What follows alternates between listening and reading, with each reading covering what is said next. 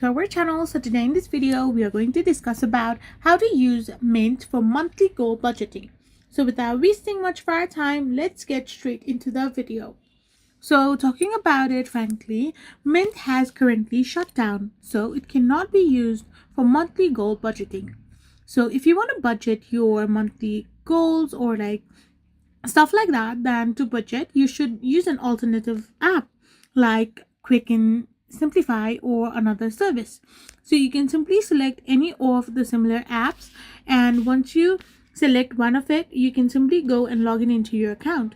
You would typically start by linking your financial accounts to the new app, setting your monthly income and expenses categories. Then you can create your savings or debt goals within the app itself. After doing this, you can have your monthly goal budgeting by the help of the app similar to Mint.